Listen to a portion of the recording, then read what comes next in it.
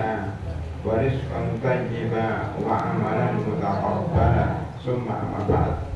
Hadirin dan hadirat jamaah pengajian Al-Itqan Pasar Minggu Jakarta Selatan yang kami hormati.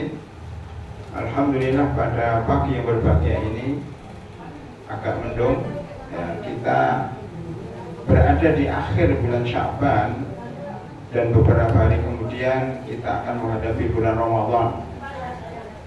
Maka bapak-bapak, jika ada cemilan makanan silahkan dimakan terlebih dahulu sebelum datang bulan Ramadan. Nanti minggu depan sudah nggak bisa.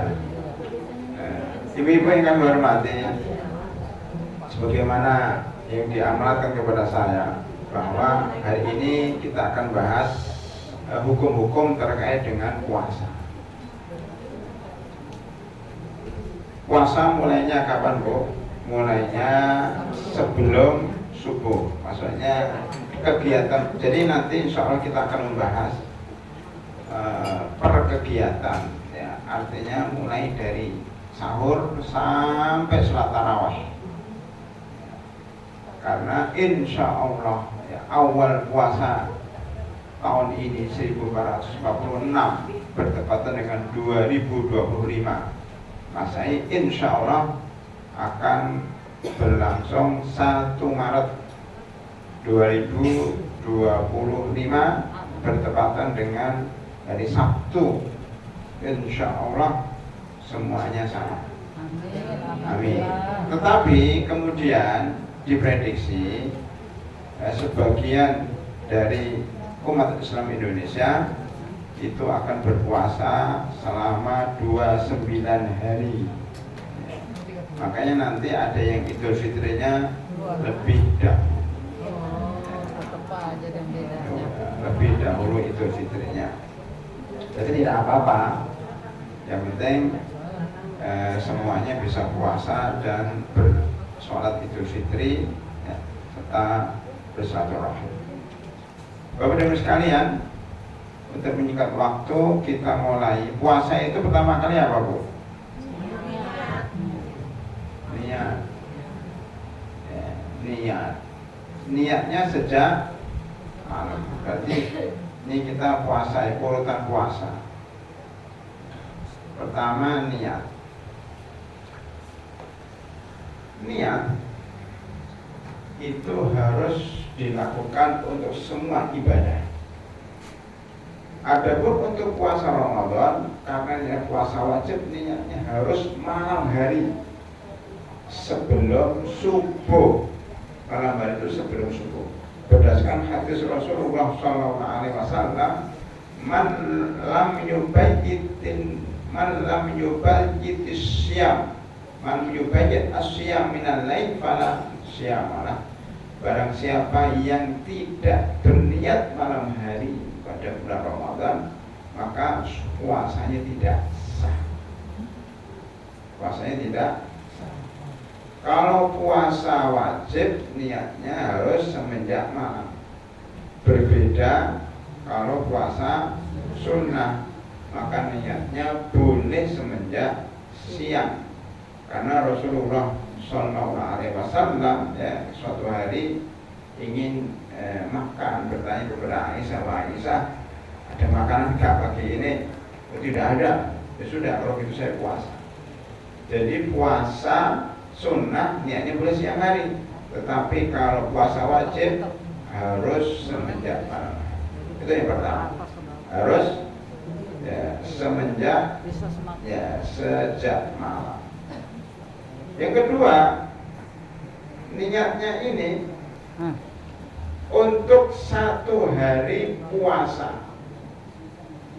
Jadi saya berniat ya untuk puasa besok hari Sabtu tanggal 1 Maret 2025. Kemudian besok malam lagi, malam Ahad, niat lagi. Saya akan berniat berpuasa untuk besok hari Ahad tanggal 2 Maret atau 2 Ramadan. Jadi sejak malam dan setiap malam. Oke. Ada sebagian ulama yang berpendapat niat itu boleh sekali saja untuk 1 bulan. Pendapat Abu Hanifah. Tetapi pendapat ini lemah, dibantah oleh mayoritas ulama dan nggak usah diikutin, khususnya oleh pengajian Al-Itqan. Saya ikuti pendapat ini walaupun itu pendapat, ya silakan aja, tetapi dianjurkan kita mengikuti pendapat mayoritas ulama karena dalilnya jelas. Ya. Barang siapa kata Rasulullah tidak berniat malam hari tidak sah ya puasanya. Jadi setiap malam. Adapun niat ini kan membuat orang malas ya. Saya berniat puasa 1 bulan penuh, dia nggak merepot-repot. Padahal berniat itu dapat pahala. Sholat tarawih aja setiap malam, benar nggak? Boleh nggak namanya saya sholat tarawih untuk 1 bulan penuh? Nah, ini juga malas. Makanya kita ngikuti pendapat Muhammad SAW. Yang ketiga, niat itu berada di dalam hati, berada ya, di dalam hati, bukan di mulut kita, bukan di ucapan kita ya. Dan ini menurut hampir kesepakatan para ulama, an-niyatu bil qalbi, bahkan hatta madhab Syafi'i di dalam kitab Fathul Qarib Sarfu Al-Fadhi Taqrib itu juga mengatakan seperti itu, an-niyatu bil qalbi, niat itu adanya di dalam hati, karena niat itu perbuatan hati, bukan perbuatan badan. Yang tahu hanyalah Allah Subhanahu wa taala. Maksud ikhlas ya, ridho, mengharap ya, takut, yakin ya, bergetar hatinya, itu semuanya amalan hati. Dan amalan hati itu lebih penting daripada amalan anggota badan. Bukankah kalau orang sholat kemudian niatnya salah, maka sholatnya tidak sah? Atau orang sholat tapi niatnya tidak ikhlas karena Allah, maka sholatnya nggak dapat pahala. Termasuk puasa. Man shoma Ramadhana imanan wahtisaban ghufira lahu ma taqaddama min dhanbi. Di situ ada kata-kata man shoma Ramadhana imanan. Ini hati, Bu. Imanan wahtisaban. Ihtisab itu mengharap pahala dari Allah Subhanahu wa taala saja. Iman itu karena iman, bukan karena ikut-ikutan dan bukan karena kepingin dilihat orang. Ini baru ghufira ma taqaddama min dhanbi. Inilah ya, hati ini yang membuat dia akan dapat ampunan. Ampunan itu bukan karena puasanya, tapi karena niat ikhlasnya. Maka warubba sha'imin la yajidu min syiyamihi idan ju'wan atas. Sebaliknya, sebagian orang berpuasa tidak mendapatkan dari puasanya kecuali lapar dan dahaga karena niatnya salah. Memang sah, tetapi pahalanya tidak nyampe. Jadi harus dibedakan, Bu ya, antara sah secara fikih dan pahala nyampe secara akidah. Di dalam ibadah itu harus 2 unsur, akidatan wa fikhan, akidah dan fikih. Fikihnya oke, syarat dan rukunnya terpenuhi. Tetapi jika tidak ikhlas, maka tidak dapat pahala. Seperti kalau orang korupsi, koruptor, kemudian dipakai uangnya untuk beli tiket umroh dan haji. Hajinya sah enggak? Sah jika sesuai dengan syarat dan rukun, tetapi pahalanya menguap. Dia dapat pahala, hajinya sah. Dia tidak wajib haji lagi, cuma nggak dapat pahala. Di akhirat dia gigit jari, kecilin, gigit jari. Dikira amalnya banyak sampai akhirat Kok nggak ada? Kok nggak ada? Kok nggak ada? Kenapa? Karena dia tidak ikhlas karena Allah Subhanahu wa Ta'ala. Itu Pak ya. Jadi ini itu penting dalam hati. Makanya dalam hadis ini barang siapa yang puasa, puasa itu Islam. Imanan wahtisaban iman. Jadi rukun iman baru rukun Islam. Islam itu sholat, Islam itu puasa, iman itu ikhlas. Beriman kepada Allah dan Rasul. Makanya orang kafir jika sholat nggak diterima sholatnya. Jika dia puasa nggak diterima puasanya. Kenapa? Nggak ada dasar iman dan ikhlas. Itu Bu ya, yang bedakan antara kita dengan orang kafir adalah hati. Baik. Jadi niat itu berada di dalam hati. Boleh nggak diucapkan? Pertanyaannya, boleh nggak diucapkan? Boleh. Tetapi nggak ngaro, nggak nendang, nggak ngefek. Itu hanya untuk orang-orang yang merasa niatnya kurang kuat. Saya niatnya kurang kuat nih. Saya ucapkan saja nawaitu shauma ghadin an adai fardhi Ramadan hadis sanati lillahi ta'ala. Itu untuk menguatkan yang hatinya terasa lemah. Tapi kalau ibu-ibu merasa kuat, ya saya besok niat puasa, ya niat ingsun puasa itu dalam hati, itu sudah sah menurut sepakatan para ulama. Jadi diucapkan sebagai penguat saja. Baik, selesai niat ya. Niatnya sejak malam, boleh sebelum sahur, boleh sebelum subuh. Boleh sebelum subuh ya. Tetapi sebaiknya sebelum sahur supaya sahurnya dapat pahala. Yang kedua apa setelah niat? Setelah niat apa Bu? Setelah niat apa? Sahur. Sahur ini sunnah ya. Tasahharu fa inna fis sahuri barokatun. Ini hadis Bu ya. Tasahharu fa inna fis sahuri barokatun. Sesungguhnya ya, di dalam sahur itu ada keberkahan walaupun hanya minum air putih. Nah, pertama ini keutamaan sahur, ada keberkahan ya, ada keberkahan. Tak buat poin-poin aja. Yang kedua, sahur itu merupakan pembeda antara puasanya orang Islam dengan puasanya orang Yahudi dan Nasrani. Memang orang Yahudi puasa, Ustaz? Iya, Yahudi juga puasa. Memangnya orang Nasrani puasa? Iya, orang Nasrani juga puasa. Mana dalilnya? Surat Al-Baqarah ayat 183. Ya ayyuhalladzina amanu kutiba alaikumus syiyamu kama kutiba alal ladzina min qablikum la'allakum tattaqun. Wahai orang-orang beriman, diwajibkan bagi kalian berpuasa sebagaimana diwajibkan orang-orang sebelum kalian. Siapa itu? Orang Yahudi dan orang Nasrani. Cuman puasa mereka tanpa sahur, tanpa berbuka. Maksudnya bukan tak berbukanya agak mundur nunggu gelapnya langit. Gelapnya langit jam 8 baru gelap. Kalau jam 6 masih terang. Azan maghrib itu masih terang. Gelapnya habis isya baru mereka makan. Enak mana? Menjadi orang Yahudi atau menjadi orang Islam? Islam.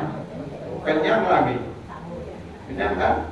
Udah sahur. Dan sahurnya kapan? Sahurnya disunahkan ya, diakhirkan 50 ayat. Jadi tandanya atau ukurannya 50 ayat sebelum adzan subuh. Berapa itu? Setengah jam sebelum adzan subuh. Ya. Mepet ya. Oh. Mepet supaya nggak cepat lapar. Nah, hadis Zaid, ya, hadis Zaid ya, ketika beliau bersahur bersama Rasulullah Sallallahu Alaihi Wasallam ditanya oleh Abu Dar, wahai Zaid, kamu pernah sahur bersama Rasulullah? Kira-kira kapan jaraknya antara sahur Rasulullah dengan azan subuh? Beliau mengatakan kira-kira membaca 50 ayat. Kalau ingin tahu, nanti Bu, setelah ini Ibu baca 50 ayat dimulai dari detik pertama. Menit pertama kan Bismillahirrahmanirrahim, Alhamdulillahirrahmanirrahim, terus sampai 50 ayat. Oh, ternyata kira-kira setengah jam atau kurang lebih ya. Itulah sahur yang sunnah, yang sesuai dengan sunnah Rasulullah SAW. Bukan sahur jam 1, bukan sahur jam 2. Memang kalau bangun cepat, sahur cepat lebih baik enggak? Justru sahur di akhir itu lebih baik. Apa tujuannya? Supaya enggak cepat lapar. Coba ada anak-anak muda sekarang sebelum tidur sahur, karena takut enggak bangun. Kan banyak coba anak-anak itu nanti dicek. Kapan sahurnya? Udah tadi malam sebelum tidur. Itu jam 7 pagi sudah lapar. Ya sahurnya jam 12. Karena dia begadang, sahurnya jam 1, jam 7 pagi sudah lapar. Adapun yang sahur setengah jam sebelum subuh, 1/4 jam sebelum subuh, maka isya pun masih kenyang. Isya pun masih kenyang. Iya udah buka. Sehingga berbukanya cukup pakai air sama kurma, habis itu taraweh. Itu masih makulah. Dan ini merupakan keutamaan umat Islam. Jadi mazalan nasu bi khairin ma ajilul fitr. Ya. Kata Rasulullah SAW, orang itu, umat Islam itu akan baik selama dia mengakhirkan sahur dan mempercepat buka. Itu ciri khas untuk membedakan antara umat Islam dengan umat-umat sebelumnya. Jadi kalau azan langsung buka, nggak usah diakhir-akhirkan sampai isya. Baik, itu sahur. Nah, apalagi imsak. Imsak artinya apa? Tahan diri. Artinya jangan makan lagi. Karena imsak itu artinya menahan diri dan durasinya 10 menit sebelum subuh, sebelum azan subuh. Itu maksudnya sifat kehati-hatian, maksudnya mengingatkan masyarakat supaya segera berhenti karena sebentar lagi subuh. Tetapi bagi ibu-ibu yang terlambat, bagi bapak-bapak yang baru bangun, imsak baru bangun, oh gimana cepet-cepet, mulai terus dadar, cuang gitu. Nasi dari kulkas masih dingin langsung dimakan. Pengalaman kan ibu-ibu kan. Makanya kalau bisa ibu persiapkan masa itu malam hari. Jika terjadi sesuatu yang tidak kita inginkan, pas imsak baru bangun, itu langsung bisa dimakan. Nggak usah nyari kompor, nyalakan kompor dulu, panaskan dulu kelamaan. Maka carilah makan sahur yang praktis, nggak usah macam-macam. Kalau makan pagi menurut ahli kesehatan juga nggak boleh banyak-banyak karena perutnya habis kosong, pelan-pelan, dikit-dikit saja. Sahur itu dikit. Nanti kalau banyaknya kapan? Kalau sudah syawal. Buka pun nggak boleh banyak-banyak karena mau sholat taraweh. Sholat taraweh juga nggak boleh banyak-banyak karena mau tidur. Jadi puasa itu jangan banyak makan, jangan banyak belanja ibu-ibu. Bapak-bapak, nanti kalau diminta ibu-ibu nambah belanja nggak bisa. Ini bulan puasa, bukan bulan makanan. Masa ketika bulan Syaban belanjanya sehari cuma 50.000, bulan puasa 200.000 sehari. Untuk beli apa? Untuk beli kolak, beli gorengan, beli mie, beli apa. Itu nggak bener kok, salah kaprah. Makanya Ibu, kalau benar-benar Ibu orang ngaji di Alifon, coba tahun ini dikirim anggaran untuk makan. Bukanya sederhana, sahurnya sederhana. Ditabung uangnya untuk apa? Untuk mudik. Untuk nanti Syawal, silakan makan banyak-banyak. Ini kan bulan puasa, bukan bulan makanan. Itu ya Pak ya. Bapak-bapak nanti jangan dibeli banyak-banyak. Kita belajar ini, itu makna puasa yang sebenarnya. Masa puasa anggarannya banyak untuk makan. Makanya makan sahurnya sederhana, makan bukanya juga sederhana, karena fokus sholat tarawih. Karena itu ibu-ibu, halo ibu-ibu, Bu, halo. Jangan bulan Ramadan ini jangan waktunya dihabiskan di mana? Di dapur. Rugi.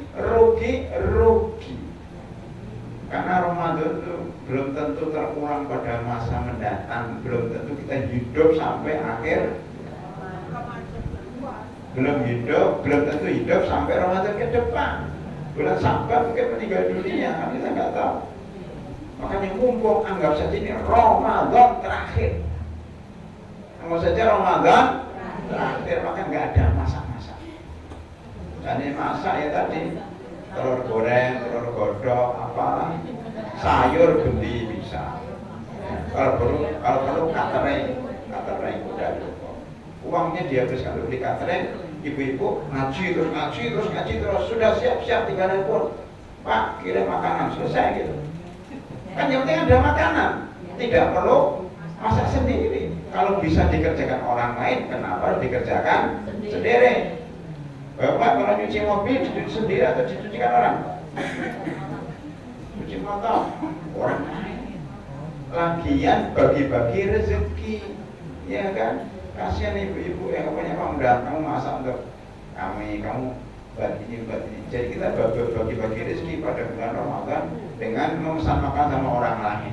Tinggal beli banyak sekarang. Gitu Bu ya. Karena boros uang insya Allah akan gantikan berlipat. Karena kita membelanjakan demi membeli waktu. Kita membelanjakan uang banyak, maksudnya untuk beli, untuk menyuruh orang lain masak, demi kita bisa baca Al-Quran, demi kita bisa sholat tarawih, tenang. Jangan disibukkan dengan masak, nyuci wajan, nyuci piring. Kalau perlu piringnya pakai kertas. Nah, tinggal buang selesai, jadi nggak ada nyuci piring. Seandainya ada orang lain itu nyuci piring, ibu nggak usah nyuci. Apa membaca Al-Quran? Bisa itu ibu bisa khatam 10 kali pada bulan Ramadan. Kalau caranya seperti itu. Begitu Pak ya, insya Allah ya. Nah, jadi harus ngirit waktu, difokuskan untuk beribadah kepada Allah Subhanahu Wa Taala. Jadi sekali lagi, imsak ini bukan berarti nggak boleh makan, tetapi itu rambu-rambu lalu lintas kuning. Jadi kuning itu hati-hati. Tetapi kalau sudah adzan, barulah kita dilarang untuk makan. Dalilnya apa? Surat Al-Baqarah ayat 187.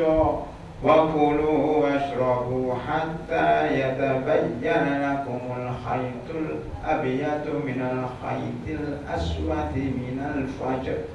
Makan dan minumlah, imsak makan, imsak tetap makan, tetap minum sampai jelas ya, antara benang putih dan benang hitam, maksudnya sampai terbit fajar, sampai adzan subuh, maka harus berhenti. Hatta adzan subuh, kalau kita makan nasi uduk kesaletan, nah, sedang kita belum minum,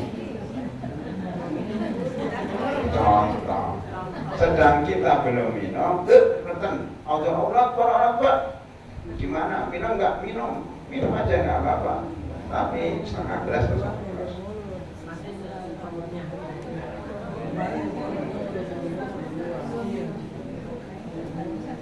Walaupun adzan, Kenapa? Kalau keselak nggak minum malah mati. Daripada kita mati bulan Ramadan, ya, mendingan kita minum. Itu udah azan tuh, Tat? Udah azan.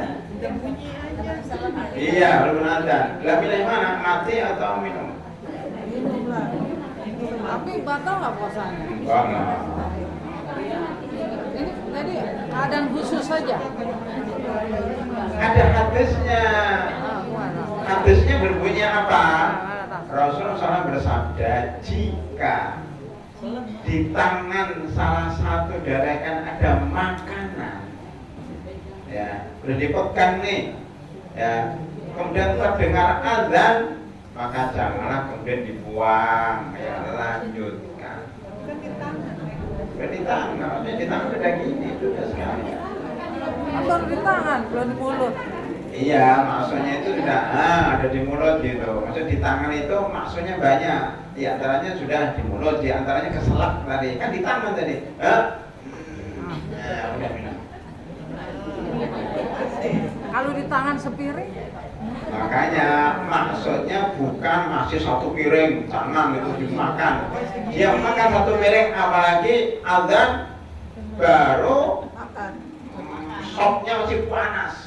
Naiknya masih panas. Boleh kok kata Ustadz minum sampai komat belum selesai. Itu enggak boleh. Yang boleh itu darurat itu ada dua. Pertama keselak, daripada meninggal dunia. Karena Islam itu mengajar kita menjaga jiwa. Yang kedua, jika makanan sudah ada di mulut, kamu mubazir. Islam melarang kita mubazir. Lagian adzan tuh kecepatan, Bu. Itu yang maaf itu bisa kecepatan, lihat jam ternyata jamnya kecepatan namanya. Kecepatan karena muadzinnya salah lihat. Kecepatan karena memang pada hakikatnya adzan subuh di Indonesia itu masih kecepatan sebagian. Muhammadiyah mengatakan adzan subuh di Indonesia kecepatan 10 menit.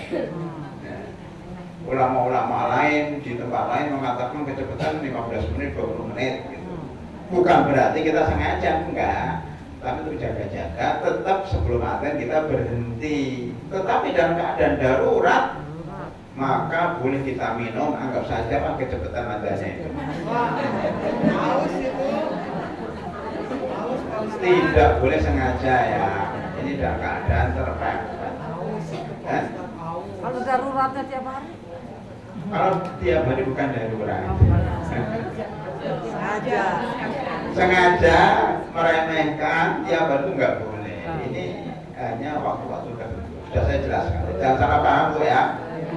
Jangan nanti gara-gara mengetahui kecepatan adzannya sahurnya malah ba'da adzan baru sahur. Ada orang kayak gitu. Saya menemukan orang kayak gitu. Adzan Indonesia adzannya kecepatan sahur, adzan baru sahur ya. Itu namanya meremehkan. Bahkan saya punya murid ini sudah tercampur pikirannya dengan pikirannya nggak bener. Dia sebelum adzan maghrib udah minum dulu. Kenapa? Itu maghribnya terlambat. Ini orang main-main ini, main-main dan meremehkan ini nggak boleh, hukumnya haram. Baik, imsak Bu ya, selesai. Nah, ketika sahur ini atau ketika malam hari ternyata ini ada pengantin baru ABCDE. Tadi saya kesini itu ditunjukkan ada foto pengantin baru. Pengantin baru kan baru nikah sekarang kan hari ini. Berarti Sabtu besok masih Ramadan, masih bulan madu. Malamnya dia bercinta berhubungan, akhirnya wah, imsak baru takut belum bingung dia bingung antara mandi wajib atau sahur. Pilih mana Bu? Sahur. Ya kalau terlambat ini ya junub dan nah ini berusaha lagi. Junub dan sahur. Dahulukan mana? Dahulukan mana Bu? Sahur. Sahur ini masalah. Ini masalah, nggak apa-apa. Tadi kenapa bisa kayak gini? Junub dan sahur. Nah, ini bisa. Ini masalah. Ini kan ada tulisan, baik. Biar nggak apa-apa saya ganti aja yang baru, ya, karena ini ada masalah. Baik, jadi tadi antara junub dengan sahur didahulukan sahur. Artinya kita bangun tidur sudah azan dalam keadaan junub, maka puasanya sah. Jadi ibu sahur 10 menit nggak cukup, 10 menit sudah azan, sudah azan, tapi dia dalam keadaan junub, maka tetap sah karena junub itu tidak menghalangi orang untuk berpuasa. Gitu Bu ya. Itu antara junub dan sahur. Baik. Selesai apa lagi Bu? Sahur sudah selesai? Udah? Yang ketiga, ini nomor apa? C, D tadi ya. 3 apa ketiga? Setelah sahur apa? Kita puasa ya? Iya. Gosok gigi. Boleh nggak gosok gigi? Boleh. Ya boleh, tapi maksudnya gosok gigi waktu puasa boleh nggak? Boleh. Gosok gigi itu kalau bisa waktu sahur. Dan setelah sahur sebelum azan itu sebaiknya gosok gigi. Gosok gigi pakai sih boleh. Pakai pasta gigi nih masalah itu loh. Bukan gosok giginya, ibu gosok pakai tangan, nggak apa-apa. Pakai sikat gigi tanpa odol itu juga nggak masalah. Tetapi maksudnya pasta gigi ini, namanya pasta itu kan odol itu kan ada wangi-wanginya, dan kalau ditelan enak, manis. Gimana coba ibu-ibu selama ini gosok gigi habis sahur ya, habis azan ya, wah, ditinggalkan. Tahun ini jangan gosok gigi pakai odol habis subuh. Setelah imsak. Ya, kalau bisa sebelum azan. Kenapa? Karena odol itu bisa membatalkan puasa. Karena mungkin ada sesuatu yang masuk ke dalam tenggorokan kita, mungkin kita merasa wangi, merasa enak, itu bisa membatalkan. Maka dihukumi makruh kalau bisa ditinggal. Kapan lagi? Nanti setelah berbuka. Ya Ustaz, kan bau mulutnya. Ya nggak apa-apa. Kenapa kalau bau mulut? Orang lain juga bau, sama-sama puasa kan. Jadi sama-sama kasihan bau-bauan. Bau mulutnya orang puasa itu kata Rasulullah SAW, fammi shaim. Baunya mulut orang berpuasa itu atyabu, ya, lebih wangi daripada kasturi, lebih wangi daripada kasturi di sisi Allah Subhanahu wa taala pada hari kiamat. Jadi bau mulut itu tidak boleh dihilangkan. Sebagian ulama bau mulut tidak boleh dihilangkan. Lo kok bisa? Bau mulut karena puasa. Kalau bau mulut karena malas, boleh cerita. Begini teorinya Bu. Bau mulut itu yang berasal dari perut ya, bukan dari gigi, bukan dari mulut, tapi bau mulut yang berasal dari perut yang kosong. Apa namanya itu? Gelegean. Gelegean tau? Gitu, maaf. Jadi perut itu anginnya keluar, angin dia berasal dari perut keluar. Itu kan bau banget tuh.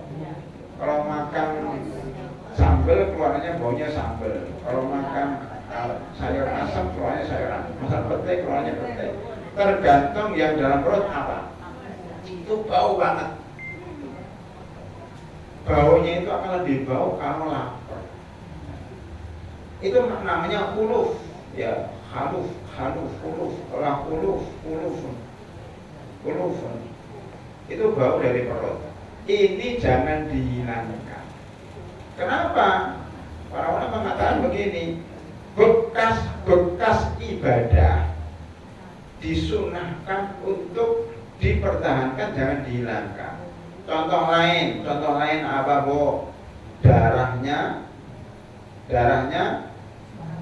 syuhada yang mati syahid di medan perang. Kalau orang ketusuk tombak oleh musuh dalam medan perang, kemudian darahnya mengalir, jangan dilap, biarin, jangan dimandikan, jangan bersihkan, biar dia dikubur dalam keadaan darahnya bercecer. Kenapa?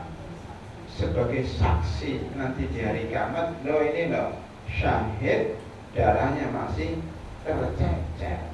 Ini berarti pernah berjuang di jalan Allah. Jadi saksi Pak.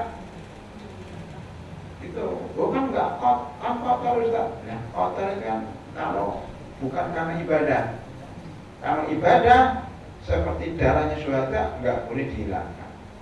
Begitu juga puasa, baunya orang puasa itu jadi saksi pada hari kiamat. Ini puasa kok baunya wangi, ini nggak benar puasanya kan? Jangan-jangan gosok gigi tiap sholat. Jadi gosok giginya sebelum puasa nggak pernah gosok gigi. Pas puasa setiap mau sholat gosok gigi, pakai odol yang banyak-banyak, bawa sih setengah jam. Ya menikmati, seger. Masa orang puasa kok bau mulutnya seger. Itu justru dipertanyakan, meragukan puasanya. Makanya nggak boleh pakai semprotan gitu. Semprotan untuk orang yang bengek, yang sakit asma itu juga nggak boleh. Bau yang semprotan untuk mulut supaya nggak bau itu juga haram, membatalkan puasa. Biarin, kita lagi puasa, lagi ibadah, biar nanti menjadi saksi pada hari kiamat dengan bau mulut. Yang ketiga apa? Mandi air bekas mandi junub. Kalau kita mandi besar, gak usah pakai anduk. Kenapa? Rasulullah SAW karena mandi itu junub, habis itu diberikan anduk oleh istrinya, ini anduk supaya kering, enggak usah pakai anduk. Beliau yang menerangkan pakai tangannya sendiri. Mungkin maksudnya juga begitu, supaya selama air masih berada di dalam tubuh kita, berarti air itu menjadi saksi pada hari kiamat. Mungkin termasuk wudhu ya. Kalau wudhu biarin aja, basah. Selama airnya masih membekas dalam tubuh kita, berarti menjadi saksi pada hari kiamat. Itu teorinya Bu ya. Jadi sahur, bau mulut, darahnya syuhada, bekas mandi junub, air bekas wudhu, itu dibiarkan supaya menjadi saksi. Kalau dianduki juga boleh, tapi maksudnya ini lebih afdal kalau dibiarkan.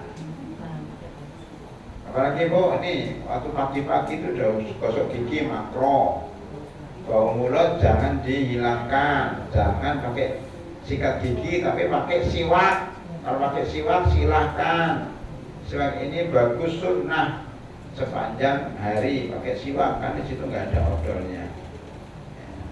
Apalagi Bu, siang-siang hari ngapain? Tidur.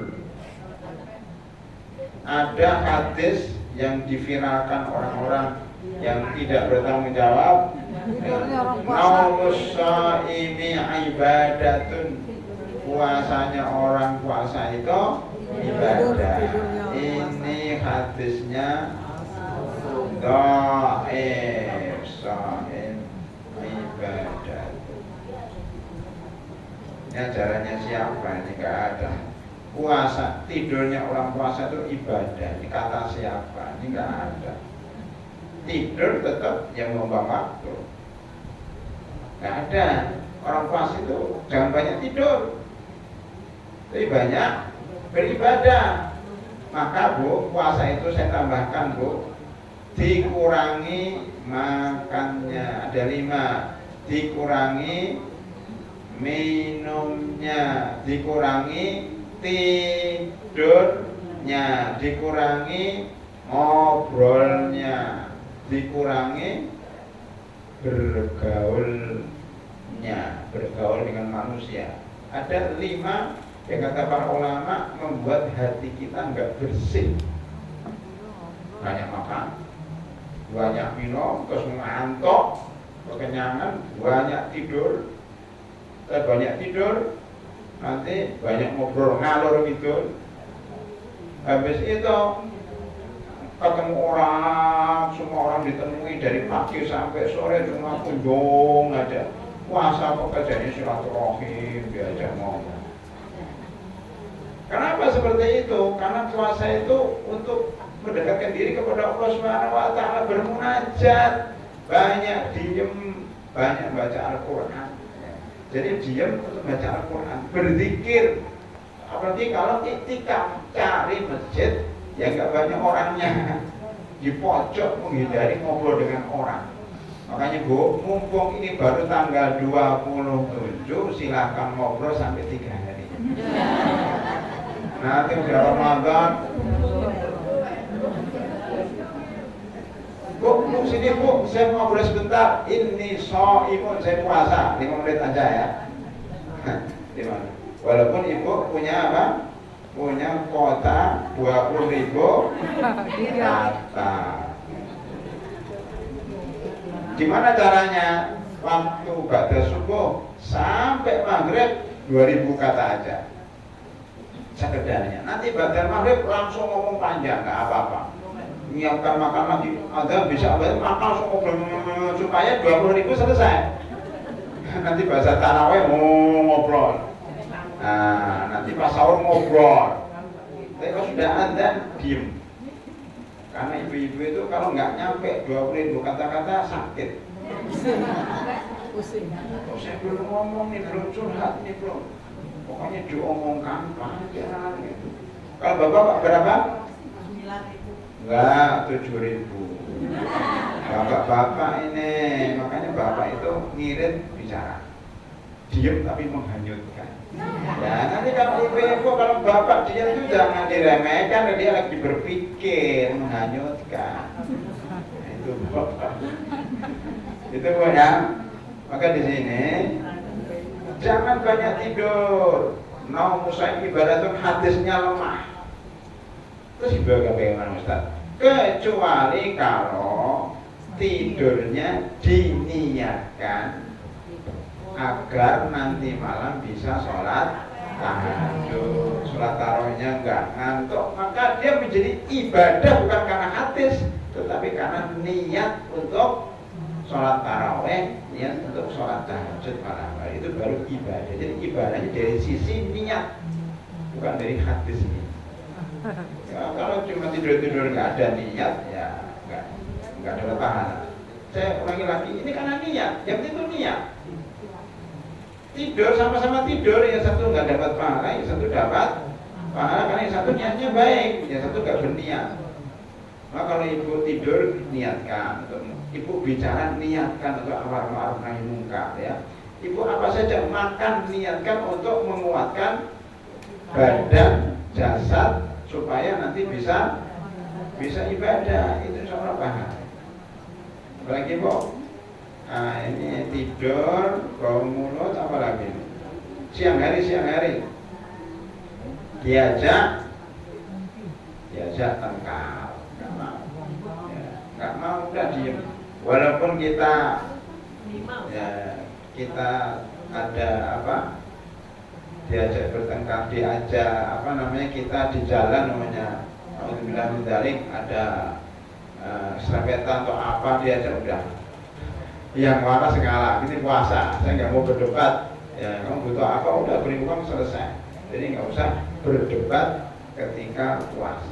Walaupun kita benar, tapi nggak usah berbuat. Ini shaimun, saya berpuasa. Apalagi ibu yang masalah di siang hari. Ya. Bentar, makan dan minum tidak tidak sengaja, Lupa. karena lupa. Membatalkan enggak? Tidak, tapi dia tiap hari lupa. Dan lupanya itu kalau sudah satu piring baru lupa. Baru ingat. Karena nggak terbiasa puasa. Puasa pertama biasanya yang sering ibu-ibu lupa itu puasa hari pertama. Oh, nyicipin makanan lupa, udah itu dimaafkan. Ya. Karena Allah lah yang memberikan makan dia. Kalau lupa, maka tidak membatalkan puasa. Jadi kita akan bicara pembatal puasa karena kita lagi puasa ini siang hari. Apalagi nah, yang batal puasa itu, saya percepat aja. Yang batal puasa itu makan, minum, berhubungan suami istri. Berhubungan suami istri, kalau berhubungan suami istri, maka kafarohnya, kafaroh. Ada sebagian mengatakan kalau minum dan makan atau berhubungan suami istri sengaja, kafarohnya satu, memerdekakan budak, harganya 70 juta. B, kalau nggak mampu puasa 2 bulan berturut-turut. C, apa? Memberikan makan 60 orang miskin. Ini terjadi pada zaman Rasulullah SAW. Seorang kakek datang kepada saya, ya Rasulullah, saya telah celaka. Kenapa celaka? Karena saya menggauli istri saya yang sudah nenek-nenek di siang bulan Ramadan. Loh, kok bisa? Ya, kami nggak kuat dan kami hilaf. Rasulullah mengatakan kamu harus memerdekakan budak. Kata anak kakek ini, saya nggak punya uang, saya orang miskin. Ya kalau gitu kamu kalau nggak bisa, kamu puasa 2 bulan berturut-turut. Kata kakek ini, jangan 2 bulan, 1 bulan aja sudah bolong-bolong. Saya nggak mampu ya Rasulullah, karena saya sudah tua, ini sudah 80 tahun. Kalau begitu kamu memberikan 60 orang miskin, maka ya Rasulullah, kami ini pekerjaannya serabutan, jangan berikan 60 orang miskin, untuk diri sendiri aja kurang, kadang nggak makan. Ini kakek-kakek ini melanggar tapi nggak modal. Rasulullah gimana nyikapi orang seperti ini? Udah tua, bapak tua, disuruh bayar kafar nggak sanggup. Rasulullah mikir gimana caranya ya. Akhirnya beliau mengambil 1 karung. 1 karung apa? 1 karung kurma untuk 60 orang. Diberikan sama kakeknya, kek, ini 1 karung untuk 60 orang, kamu bagikan ke tetangga kamu, jumlahnya 60. Kata kakek, di kampung ini yang paling miskin saya ya. Di kampung ini yang paling miskin saya, yang lain kaya-kaya. Kata Rasulullah, iya sudah sakar, terserah kamu makan aja sama istri kamu.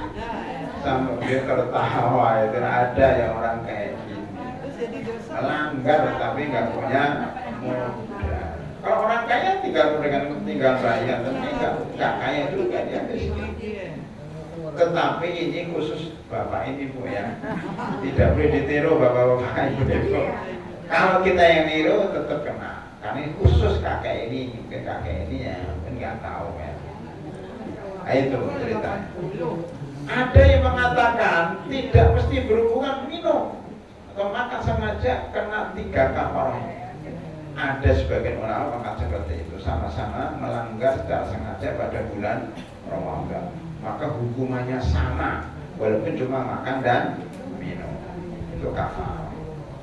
Apalagi Ustaz naik motor, naik mobil, mabuk, muntah ini batalkan puasa enggak? Muntah kalau tidak sengaja tidak sengaja maka tidak batal. Kalau sengaja memasukkan tangannya gitu, nah itu batal puasa. Kata para ulama seperti itu. Ustaz, lagi sakit nih, pergi ke dokter, disuntik. Baru puasa pertama sudah disuntik. Batal nggak puasanya? Batal nggak? Kenapa nggak batal? Nggak lewat mulut. Nggak melalui tenggorokan. Para ulama berbeda pendapat. Kalau mazhab Syafi'i, suntik itu kalau melalui masuk ke kepala atau perut maka membatalkan puasa. Menurut mazhab Syafi'i. Masuk perut sama kepala gimana sih? Ya, ini menurut mereka. Enggak, maksudnya kepala. Maksudnya masuk Kemudian sebagian mengatakan kalau infus batal. membatalkan puasa. Iya, infus, transfusi. Ini pendapat pertama, Bu, ya. Pendapat kedua mengatakan segala bentuk suntik bahkan infus tidak membatalkan puasa. Kenapa tidak membatalkan puasa? Karena yang membatalkan puasa itu makanan yang masuk lewat mulut dan dinikmati. Maksudnya itu kan syahwat. Tujuan puasa kan menahan dari syahwat. Ibu kalau makan milih yang enak atau milih yang pahit? Nah, infus pahit. Berarti syahwat, ya kan? Syahwat perut itu namanya. Karena nggak milih yang pahit, yang asam, yang kecut, kenapa nggak seperti itu? Milih yang enak. Syahwat, Ustaz. Senang gitu. Sekarang kalau disuntik enak nggak? Nggak ada orang suka disuntik. Infus, ibu pernah diinfus nggak? Nggak enak. Memang kenyang, tapi nggak enak. Daripada infus dengan makan sate atau apa kan? Infus nggak enak, kenyang. Walaupun kenyang, tapi itu bukan syahwat dan tidak melalui mulut, maka dianggap itu bukan makanan dan bukan minuman, sehingga tidak membatalkan puasa. Tapi hati-hati, Bu, ya. Maksudnya walaupun ada sebagian mengatakan tidak batal, tetapi kalau bisa ke dokternya pada maghrib, ke dokternya pada isya, jangan coba-coba siang hari. Kalau nggak darurat nggak usah. Dan kalau jadi infus dia sakit, ngapain dia puasa? Orang sakit boleh nggak puasa. Itu, Bu, ya. Jadi suntik kalau bisa ditinggalkan, ya, termasuk apa? Donor darah. Donor darah sebenarnya, ya, ini khilaf, ya. Yang membatalkan puasa itu kalau memasukkan sesuatu ke dalam mulut, bukan mengeluarkan. Ya, ini kan donor darah mengeluarkan darah. Sebagian mengatakan tidak batal puasanya, kecuali kalau dia donor darah kemudian lemes, kemudian dia minum, barulah dia membatalkan puasa. Kalau sekedar donor darah maka tidak membatalkan puasa, kecuali ya ibu donor darahnya malam hari. Apalagi ibu nih merokok membatalkan puasa enggak? Kalau merokok aktif, maka ada dua. Ini batal. Kenapa batal? Karena dalam rokok itu ada kandungan nikotinnya, ada zat, ya, zat padatnya masuk ke dalam mulut kita, ke dalam tubuh kita lewat asap rokok itu. Tapi kalau merokok pasif, kita di depan perokok, batalkan enggak? Tidak, sama-sama menghirup udara, menghirup masakan, ada orang masak. Batal enggak? Ini kan orang masak, sore-sore biasanya kan depan tukang sate, depan ayam bakar, enak. Itu tidak membatalkan puasa karena dia merokok pasif atau menghirup udara yang pasif. Itu tidak membatalkan puasa. Apalagi, Bu, yang belum disebut di sini, yang kira-kira menjadi khilaf. Pingsan. pingsan. Pingsan, ya, itu hilang akal. Hilang akal itu menurut sebagian ulama telah menggugurkan taklif kewajiban. Seperti umpamanya kalau orang ya pada waktu sholat, sebelum sholat pingsan sampai waktunya habis baru bangun, dia tidak wajib kecuali nanti dia mengqadha ya. Nah makanya di sini pada hari rahimahullah kalau pingsan itu kalau di tengah keadaan puasa ya itu sudah enggak wajib puasa, tetapi ya, kalau dia sadar maka dia mengqadha puasa. Seperti pingsan itu seperti sakit. Makanya nanti Bu, nah di sini saya makasih Bu mengingatkan saya pada sakit. Surat Al-Baqarah ayat 184 185. Sakit itu ada dua. Sakit yang diharapkan sembuh, sakit yang tidak sembuh. Apa bedanya? Kalau sakit diharapkan sembuh, dia harus mengqadha. Kalau tidak sembuh, dia bayar fidyah. Saya mau bicara fidyah dikit ini Bu. Sakit boleh meninggalkan puasa. Famangkana minkum maridhan aw ala safarin fa iddatun min ayyamin ukhra. Barang siapa di antara kalian yang sakit atau musafir, habis ini kita bicara musafir ya, maka boleh berbuka puasa dan mengqadha pada hari lain. Apa sakit apa yang dibolehkan seseorang meninggalkan puasa? Adalah sakit jika dia puasa akan bertambah sakitnya. Kalau sakit pilek, gatal-gatal, panu, korengan, gudiken, ya, cangkeman, itu enggak boleh meninggalkan puasa. Kalau cangkem Bu ya, sakit di kuku jempolan, kaki, ya itu biar dikorek-korek, akhirnya melenggung gitu. Nah itu cangkem itu tidak boleh meninggalkan puasa. Ya itu kayak gudiken, kayak ya, macam-macam itu tidak boleh. Jadi sakit yang boleh meninggalkan puasa adalah sakit yang dia puasa, jika dia puasa akan menambah sakit. Kan dia harus minum obat, terus makan. Itu pun dibagi dua. Kalau diharapkan sembuh kayak panas dingin, kayak lemes, kayak mungkin sakit sakit apa, tipes, sakit macam-macam ya, yang insya Allah bisa sembuh, maka nunggu sembuhnya. Dan proses sembuh dia mengqadha sesuai dengan hari yang ditinggalkan. Fa'iddatun min ayyamin.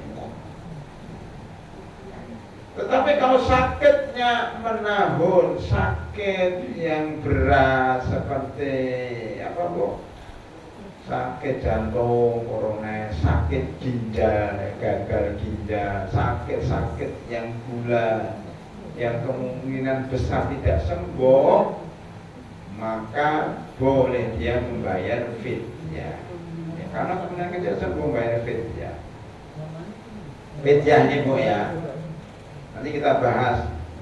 Begitu juga orang tua. Ini apa? Orang tua nomor 14. Orang yang lanjut usia ya sekitar 70 sampai 80 tahun ya, tidak kuat, maka dia membayar fidyah. Begitu juga ibu hamil, ibu menyusui, ibu udah menyusui kan, melahirkan itu karena hamil ya kan, masa melahirkan tanpa hamil? Iya, akan hamil terus melahirkan, bukan hamil langsung nyusui kan, nyusui siapa? Jadi iya hamil dan melahirkan itu Bu, masuk yang batalkan puasa Bu. Melahirkan itu masuk dalam darah nifas. Yang batalkan puasa itu nifas haid ya, itu batalkan puasa. Lahirkan nggak boleh puasa Bu. Kalau orang hamil boleh puasa, boleh tidak. Kalau melahirkan nggak boleh puasa, haram. Haid haram. Tapi kalau hamil boleh puasa kalau kuat. Kalau nggak kuat boleh tidak puasa. Menyusui. Kalau kuat boleh puasa, boleh nggak puasa. Lah ketika dia tidak puasa maka mengkodok, tidak benefit ya. Jadi kita terangkan dulu. Yang ketiga kita data dulu. Yang ketiga atau keempat siapa? Pekerja keras. Seperti apa? Tukang bangunan, ya kan? Tukang bangunan, apalagi sopir bis, akap apa Bu? Akap antar kota, antar provinsi. Dia sering masuk SPBU. Apa singkatan SPBU Bu? SPBU apa Bu? Pom bensin. SPBU. Loh, ibu tiap hari lewat tahu. Stasiun pengisian bahan bakar umum. Berarti apa Bu? Akap antar kota, antar provinsi. Sopir truk, bus atau truk ya, yang jarak jauh itu boleh meninggalkan puasa karena safar. Kemudian dia mungkin kecapean, termasuk pekerja keras itu. Untuk nggak pernah menyopir bis yang baru trek ya, berjam-jam di atas mobil pasti haus itu. Kalau nggak minum malah nggak fokus, malah nanti kecelakaan. Makanya dibolehkan sopir bis, akap dan truk yang jarak jauh itu boleh tidak puasa tetapi membayar fidyah. Jadi ini bayar fidyah, ya fidyah. Ibu hamil tadi mana? Tukang ini bayar fidyah, ini bayar fidyah. Ibu hamil gimana? Fidyah atau kodok? Nah kalau dia hamil tiap tahun gimana? Ada loh ibu-ibu itu tahun ini hamil, besok hamil lagi, besok hamil lagi. Hamil, habis hamil nyusui, hamil nyusui, hamil nyusui. Kan betul, hamil sama nyusui butuh hamilnya 9 bulan, nyusuinya 2 tahun. 2 tahun setengah. Anaknya 10, jadi 25 tahun. Udah saya punya banyak teman, sekolahnya 12 banyak. Itu setiap 2 tahun hamil kali 10 2,5 kan itu 25 tahun. Bagaimana dia mengkodok? Sudah umur 50 tahun baru selesai nggak hamil udah. Dan mas suruh mengkodok 25 tahun. 30 kali 25 berapa? 30 hari kali 25 berapa itu? 750. Bukan hari. Ya capek lah Bu. Makanya ibu hamil ya kalau nggak sanggup karena tiap tahun melahirkan sampai anaknya 10, maka boleh bayar fidyah. Fidyahnya berapa? Fidyahnya berapa? Fidyah, ini kurang fidyah Bu. Fidyah itu ukurannya 1 mud. 1 mud itu berapa? Bukan mud di mud gitu enggak ya. 1 mud itu 2 kepal, 2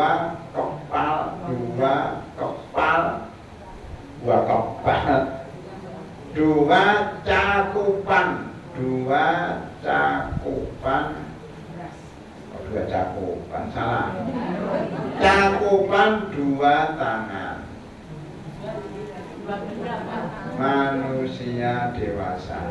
Mana? Ah, segini, ini Bu. Ini kalau ingin 1 mut ini Bu, lihat Bu. Bisa nggak minum, cuma ingin tanya aja. Ini Bu, ini tangan, oke? Ini tangan. Halo, belakang kelihatan nggak? Nah, ini saya cakup. Nah, ini, kalau nggak pakai gelas kan lupa. Nah, ini air ini 1 cakupan kan? Benar nggak? Ini 1 mut. Tahu ya? 1 mut begini. Tapi ya nggak tahu berapa liter ntar kok. Nah, beras, kalau beras segini, kalau gandum segini.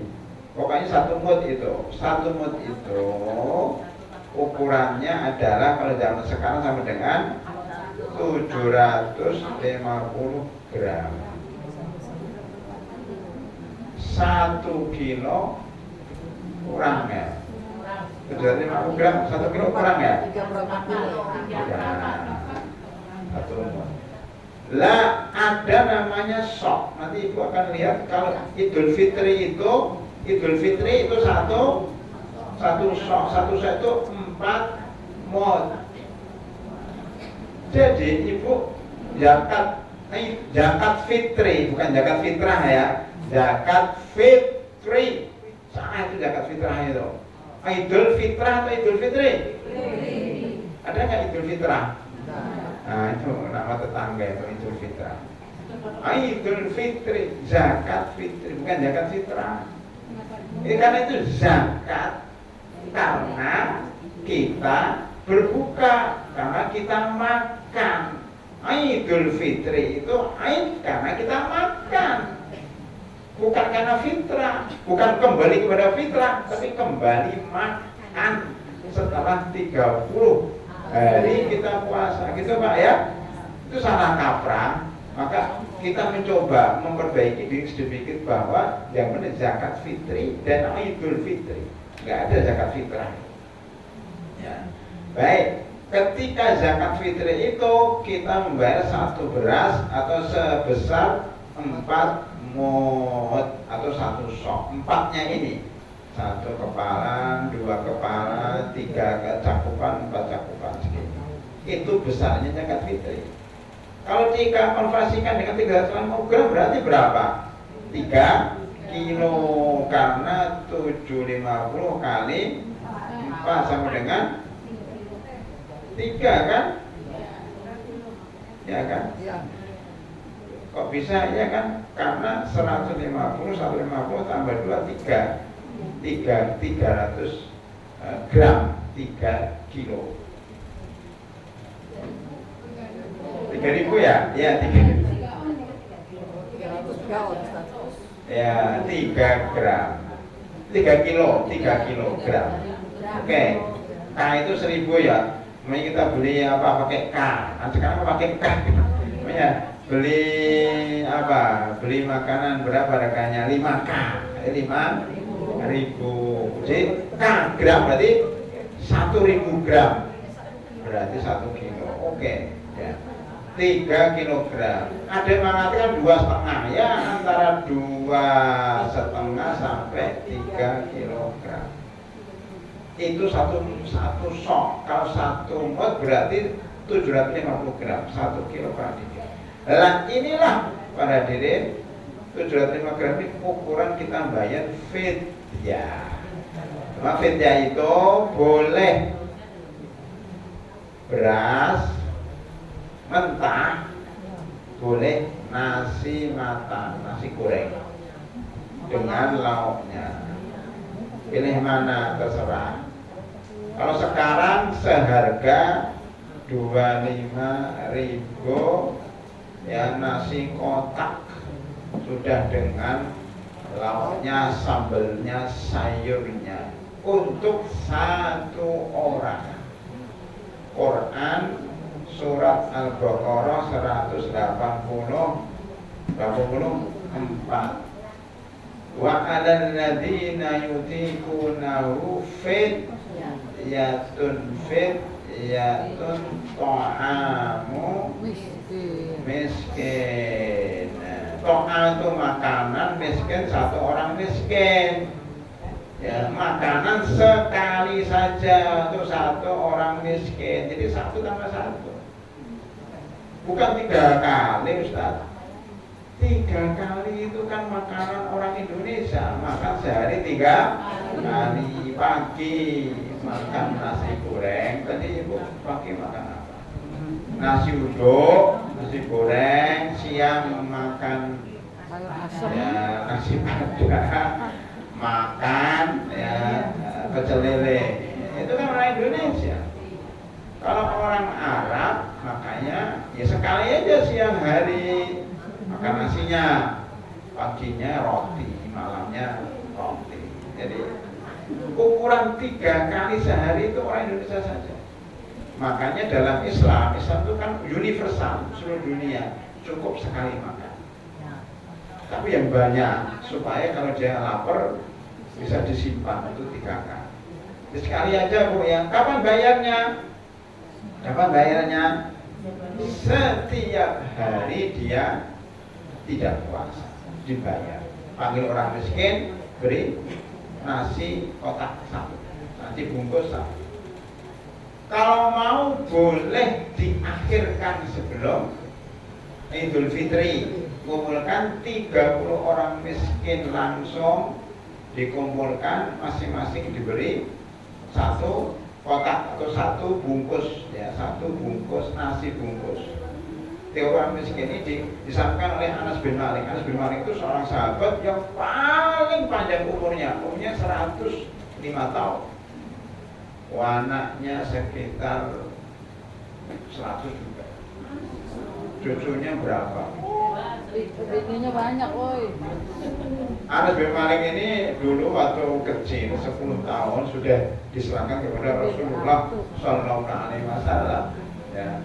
Maka beliau didoakan dan berkah panjang umurnya, banyak anaknya dan kaya hartanya. Wah itu Anas bin Malik.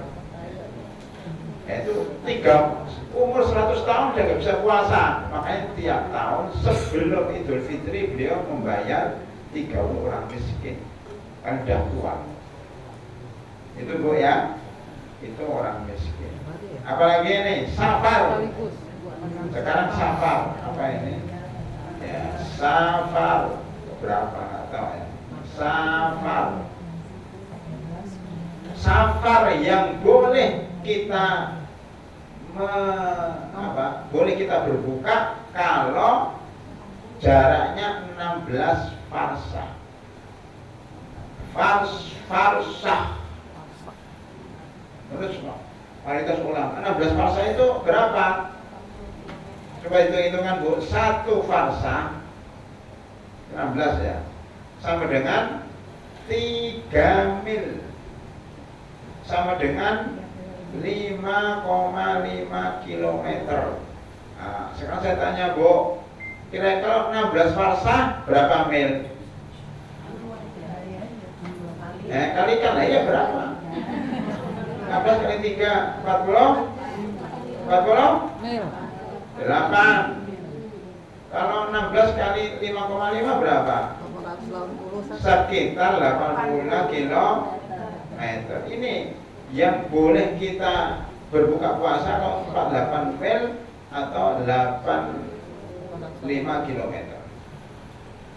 Ibu-ibu, nanti pada hari kiamat matahari pada mahsyar itu mataharinya ya, itu akan diturunkan di atas kita 3 mil 5,5 kilo jarak antara kepala kita dengan matahari. Sekarang ribuan, jutaan kilometer. Sekarang sudah panas. Bagaimana kalau 5 kilometer 3 mil? Kayak apa? Makanya nanti pada hari kiamat banyak yang keringatan, yang sehingga keringan itu menjadi sungai, menjadi lautan, sehingga dia berenang di atas keringatnya. Tapi ada juga yang keringatnya cuma 1 ya, sampai lututnya, ada yang keringat hanya sampai mata kaki. Mudah-mudahan kita Tidak seperti itu. Berarti kita dilindungi oleh Allah dalam naungan. Ya tidak ada naungan kecuali naungan Allah. 7 golongan. Nanti kapan dibahas 7 golongan. Ya dapat naungan. Pada hari tidak ada naungan kecuali naungan Allah. Ketika matahari didekatkan 3 mil sama dengan 1 farsah sama dengan 5,5 km. Jadi kalau kita berjalan 5-8 km boleh berbuka puasa dan boleh mengkosor sholat. Ini sekaligus kosor sholat. Kalau jamak itu orang sakit boleh jamak, hujan pun boleh jamak. Tapi kalau kosor khusus safar, kalau nggak safar nggak boleh dikosor. Itu ya, itu safar. Nah, saya tambahan ilmu aja Bu. 1 farsa itu sama dengan 4.000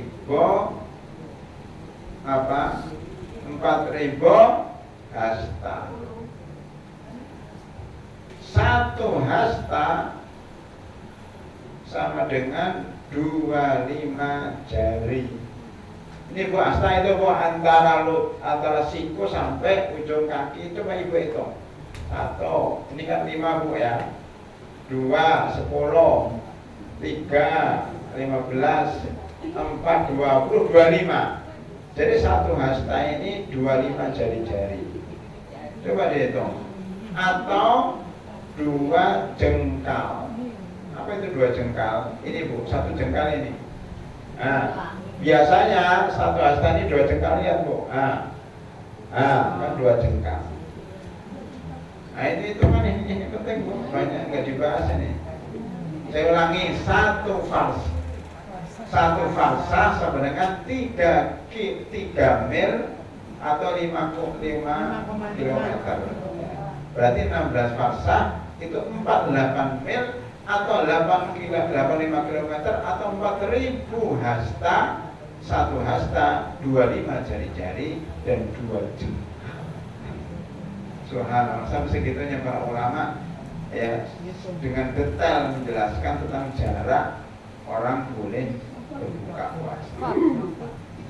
25 jari-jari dan 2 jengkal apa sama aja dengan 2 jengkal atau 2 jengkal atau dan?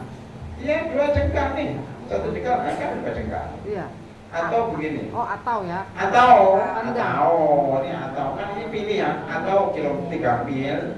1 farsa itu zaman dahulu atau 3 mil atau 1 farsa atau 3 atau berapa tadi? 16 farsa atau 48 atau 48 mil atau 85 km. Tinggal milih. Atau kalau nggak punya meteran pakai 4.000 hasta atau pakai jari-jari atau pakai jengkal. Gitu. Apalagi Bu, ya sampai sini dulu ya untuk siang harinya. Kemudian berbuka, setelah berbuka kita sholat taraweh, kita sahur lagi. Nah, ada yang belum dimasukkan di sini? Silakan kalau ada yang mau bertanya menambahkan pada waktu makulah. Berbuka Tat, berbukanya. Gimana berbuka? Katanya dengan yang manis-manis itu benar nggak Tat? Karena ya berbuka. Berapa ini? 4 ya, berbuka di dalam hadis disebutkan berbuka itu yang paling utama dengan kurma. Ini hadis dalam Bulughul Maram. Kalau nggak ada kurma maka air putih. Airnya putih kayak gini Bu, air putih, bukan air teh, bukan air jahe, bukan air gula. Bukan yang paling baik. Kurma karena itu menguatkan.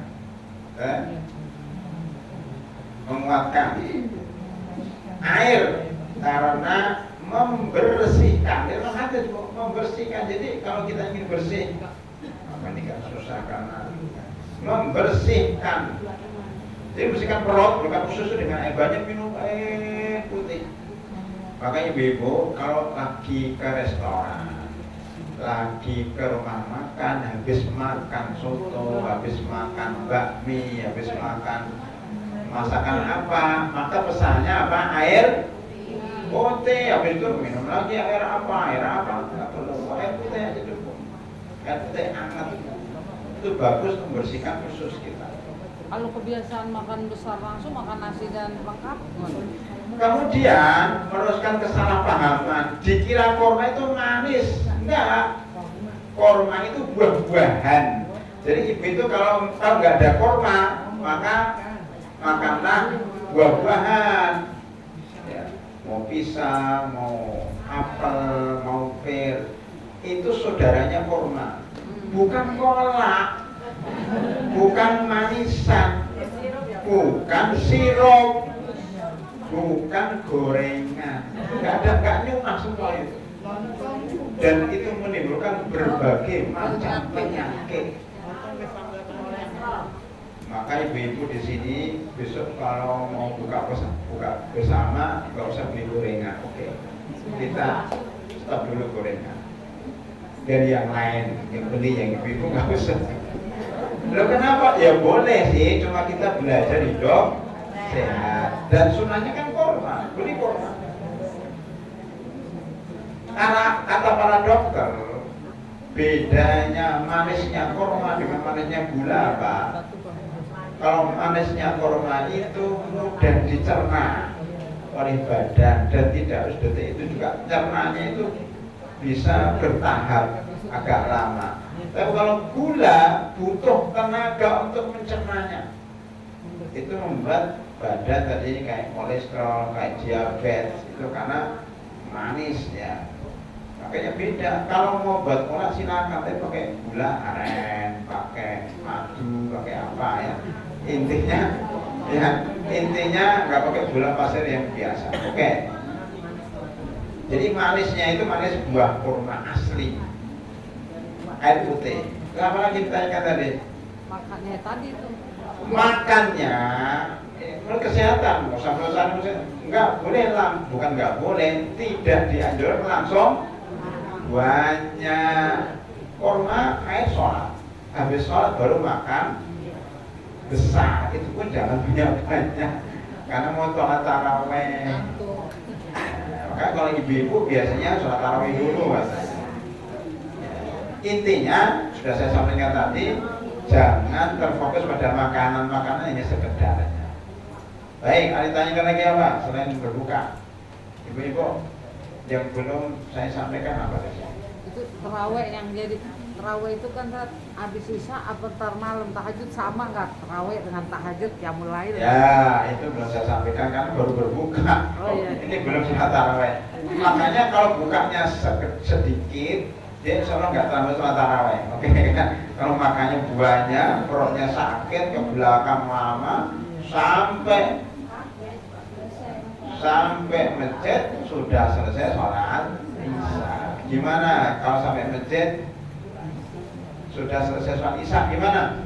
Ini bab sholat ini. Ya sholat sendiri. Enggak, salah. Ya. Sholat isya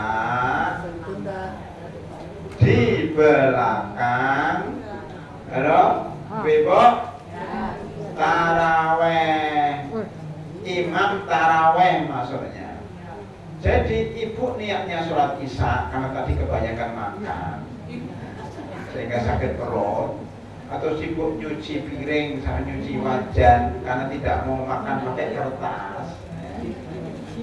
Karena ketinggalan sholat taraweh kan. Kalau pakai kertas selesai buang sholat.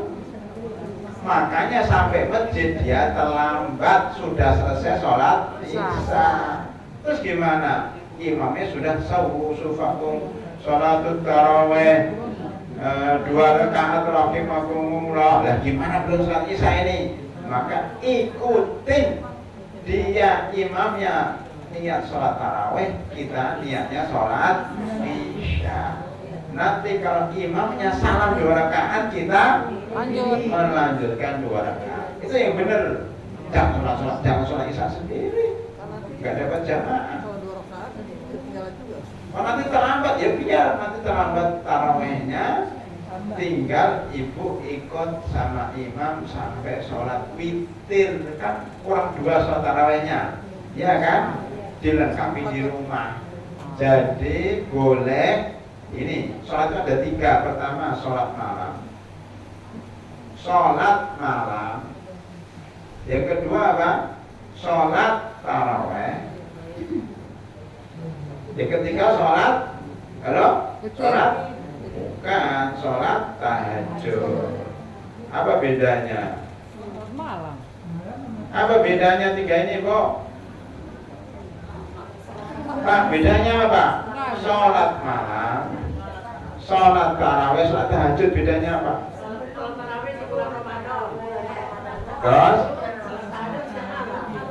Terus tahajud?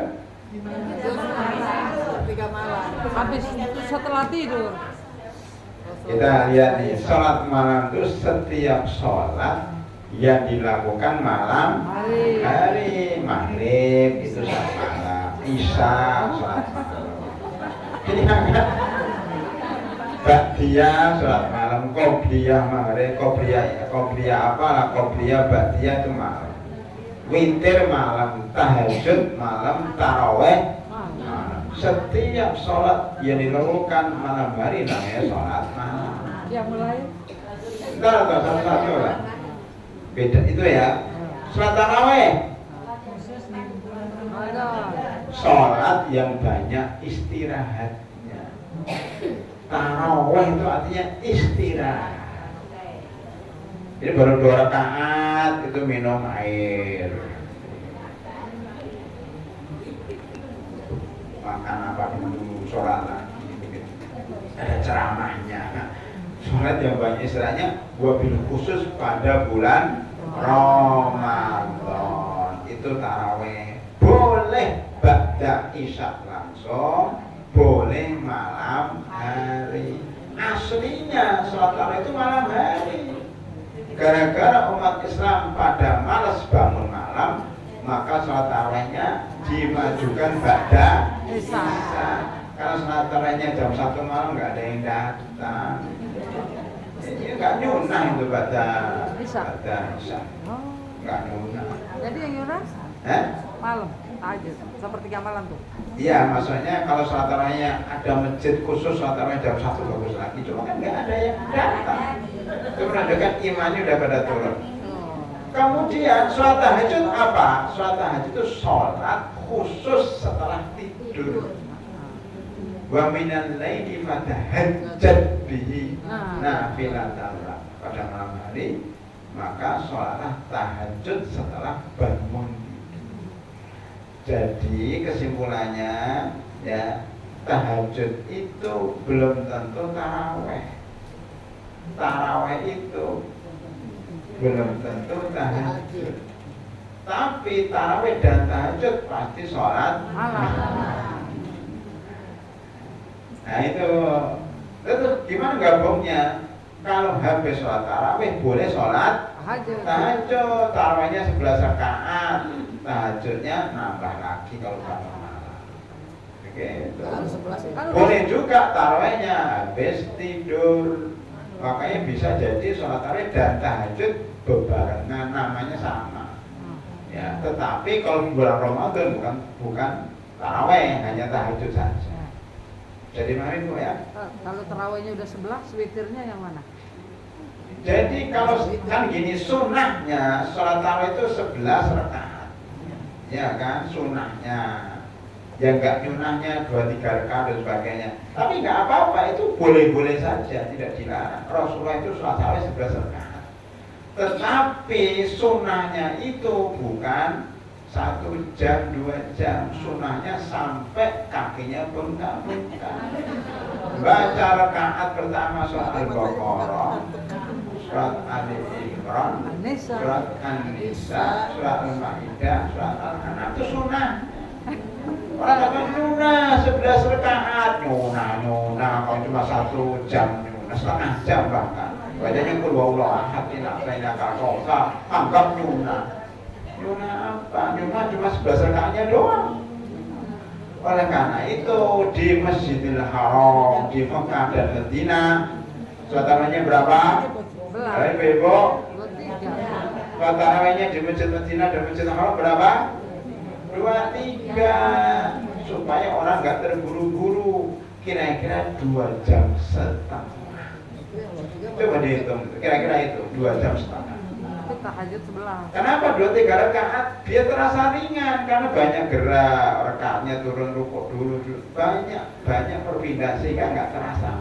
Beda kalau 11 rakaat 2 jam setengah, pasti banyak yang Anggur. ya yang bukan yang capek, banyak yang apa? Tremor, Pak. Iya. 2-3 rakaat tuh nggak terasa kalau di Masjidil Haram kan cepet, maksudnya nggak terlalu lama. Nah, tapi 2 jam setengah. Maka kalau 12 rakaat, ya bolehlah 2 jam setengah. Silakan tuh bagus lagi. Ya, biasanya. Tapi kalau seperti Rasulullah, gitu ya. Oleh karena itu, jika sudah bersama imam 11 rakaat, sudah bersama imam sholat witir. Nah ini bersama witir. Ketika bangun malam tahajud, dia boleh nambah lagi tanpa witir, gitu Bu. Witir itu boleh di awal, boleh di akhir. Tapi untuk Ramadan sebaiknya di awal ngikutin imam. Barang siapa yang sholat tarawih bersama imam sampai selesai, seakan dia sholat satu malam. Seakan dia adalah satu malam, walaupun cuma setengah jam. Maka mau nyari supaya dapat pahala satu malam tapi cepat, nyari masjid-masjid yang membaca qul huwallahu ahad dan inna atainakal kautsar. Nah, itu sama dengan sholat satu malam. Daripada sholat sendiri lama-lama tapi nggak nyampe satu malam, ya kan? Ibu sholat sendiri berapa? Paling 2 jam, 3 jam, nggak nyampe. Itu berlaku juga buat perempuan ya? Iya. Makanya kalau ditanya untuk ibu-ibu sebaiknya sholat tarawih di masjid atau di rumah? Kalau pendapat saya, sholat tarawih di masjid. Kenapa? Di rumah banyak setannya. Ada setan TV, ada setan HP, ada setan makanan, ada kasur, ditambah nanti ada cucu, ada tamu, nah, semacam-macam, banyak godaan. Nah, kemudian kalau di masjid itu dapat siraman rohani, suasana Ramadan. Bagi masjidnya diberi pelik-pelik, ada lampu-lampu baru. Nah, ibu-ibu kalau bisa Ramadan ini rumahnya diberi lampu klak-klik.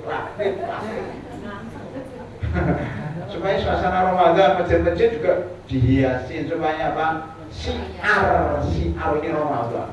Itu dibolehkan ya, agar orang semangat termasuk sholat tarawih berjamaah. Walaupun ibu-ibu, ya ada sebagian mengatakan Ustaz, perempuan itu kan sunahnya di rumah, kalau sholat wajib aja di rumah. Tapi tadi di rumah akhirnya ngantuk, buka WA, lihat apa, akhirnya nggak fokus. Jadi keutama tuh lihat kondisi. Tetapi kalau ibu di rumah bisa sholat sendiri, khusyuk banget, nangis di situ, bisa sholat 4 jam, 5 jam, sampai 5 juz mungkin baik di rumah. Mungkin kita nggak tahu, pahala itu di sisi Allah Subhanahu wa Ta'ala. Yang penting kita nyari mana yang paling sesuai dengan hati kita, suasana hati kita. Gitu Bu ya. Jadi boleh menambah 11 rakaat. Pendapat yang mengatakan harus 11 rakaat itu lemah. Yang sahih boleh nambah sekuat. Jadi nggak masalah, ibu sholat 2 kali. Ya, apa yang ditanya lagi? Sudah selesai kan? Apalagi ditanya? Ibu-ibu yang lain, ada siapa yang punya masalah? Bapak-bapak, nggak ada masalah, silakan. Assalamualaikum. Keras sedikit Pak, nggak dengar. Ya, nggak dengar itu, karena lepas aja. 3 minggu yang lalu saya dengar. 3 minggu yang lalu, ya. Di Mekarsari. Ya. Sholat tarawih tidak ada lagi sholat tahajud. Ya. Makanya Nabi tidak pernah melakukan. Ya, gitu ya dasarnya ya.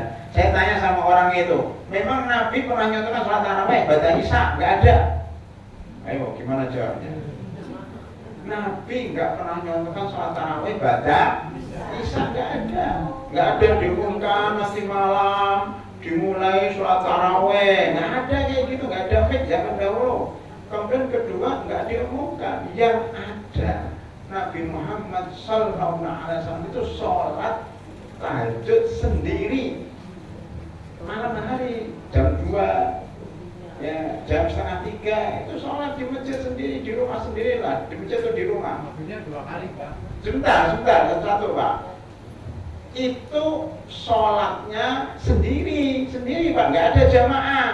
Tiba-tiba jamaah datang 5 orang, 6 orang, berarti nggak ngajak-ngajak orang kan? Habis itu malam kedua datang jamaah lebih banyak, habis itu malam ketiga jamaah ini banyak banget. Habis itu malam keempat, wah ini kalau saya keluar lagi pasti jamaahnya bludak, nanti pasti masalah. Makanya beliau tidak sholat malam itu bersama sahabat, beliau diam di rumah. Sahabatnya pada nunggu sampai pagi nggak ada sholat taraweh. Oke, ini Ramadan ya. Ketika pagi harinya waktu sholat subuh, Rasulullah berdiri diumumkan. Para sahabat, saya tahu kalian tadi malam nunggu saya. Saya sengaja nggak keluar karena apa? Takut nanti diwajibkan pada kalian. Kalau udah diwajibkan kalian tidak akan keluar. Loh, berarti Rasulullah, kalau kita mengikuti Rasulullah ya ini ya, hanya 3 malam taktil.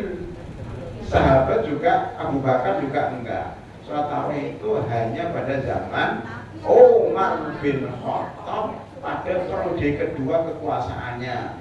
Setelah 5 tahun, baru 5 tahun berikutnya baru dimulai sholat tarawih. Jadi kalau sama-sama mengikuti Nabi, orang itu kan gitu Nabi. Saya katakan tadi mengikuti Nabi itu harus sempurna ya.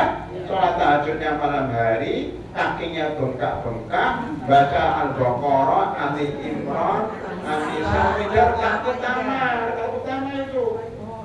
Rakaat pertama, belum rakaat berikutnya. Nah ini ngikuti Rasulullah, baca Isa, baca Qul huwallahu ahad, inna ata'ina setengah jam. Tapi mengatakan mengikuti Rasulullah kan nggak benar, nggak fair. Dia hanya, yang penting jumlahnya 11. Lah, cuma ngikuti jumlahnya doang. Nggak ngikuti usuknya, nggak ngikuti panjangnya, nggak ngikuti, itu. Jadi orang ini ngambil Rasulullah cuma 11 rakaat. Ambil enaknya. Gitu.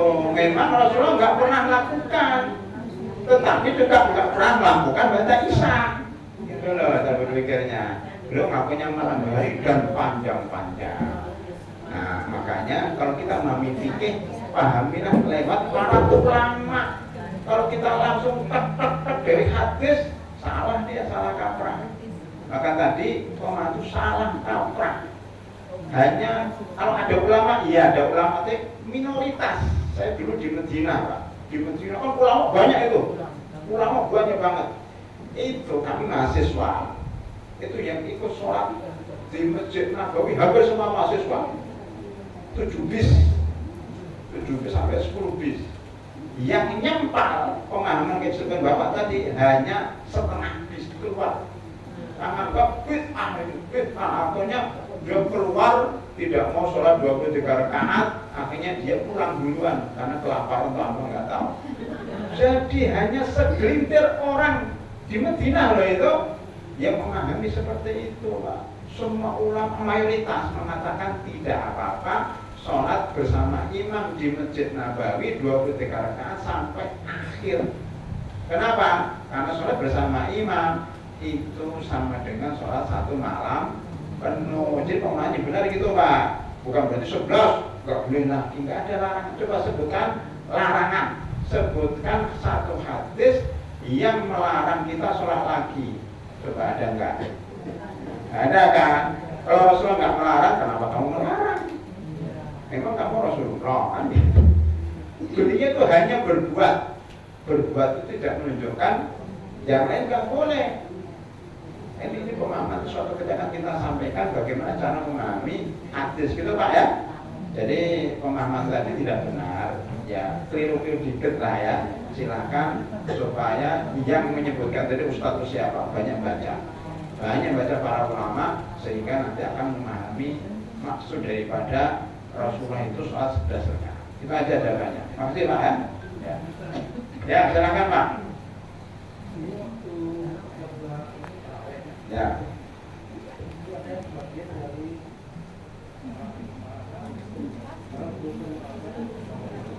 Sebagian dari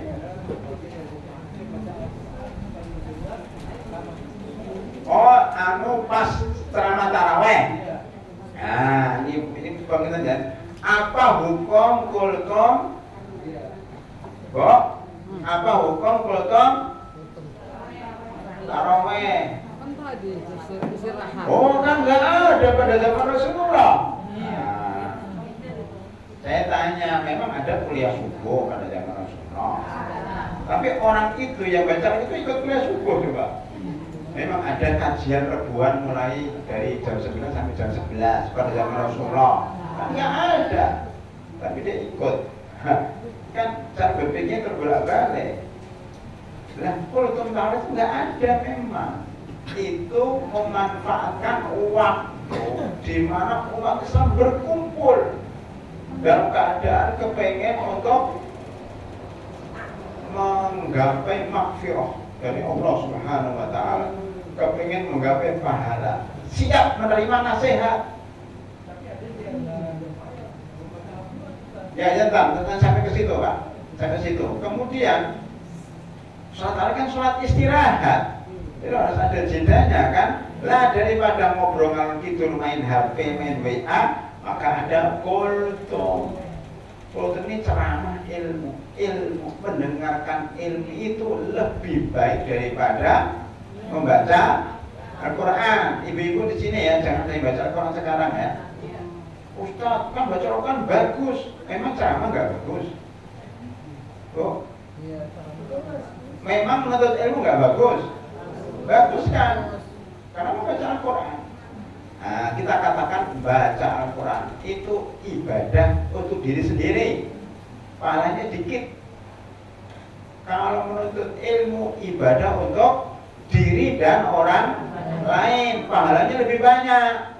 Jadi orang berilmu, orang cerdas, pasti dia mendengar kultum, enggak membaca Al-Quran sendiri. Kenapa? Dengan mendengar kultum, hati kita jadi bersih, hati kita jadi bertambah takwanya, bertambah imannya, bertambah ilmunya. Saya itu sering kok kuliah subuh, bapak-bapak dengar nih, ibu-ibu di belakang baca Quran sendiri. Kenapa? Ngejar pahala kan? Ngejar khataman.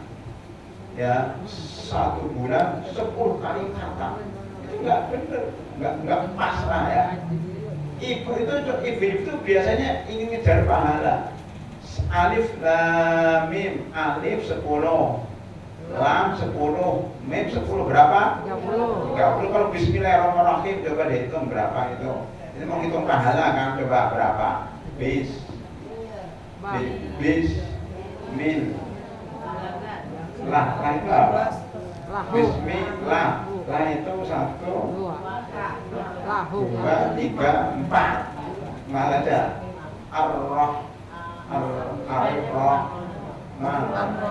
Bolong dah.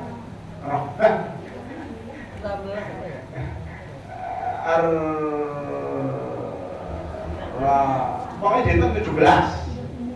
Coba 17 kali 10 berapa?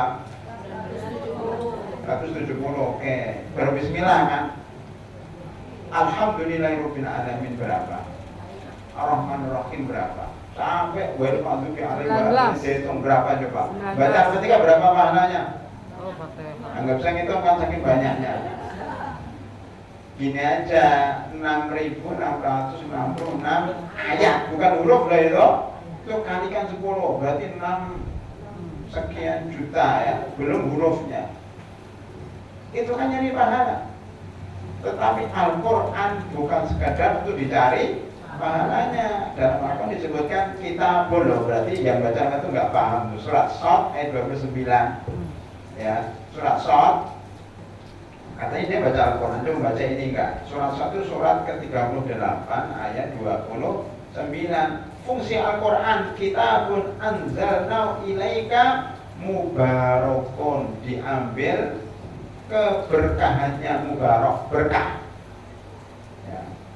Yang kedua apa? Lihat baru ayatihi tadabbur. Lah, dia nggak tadabbur itu.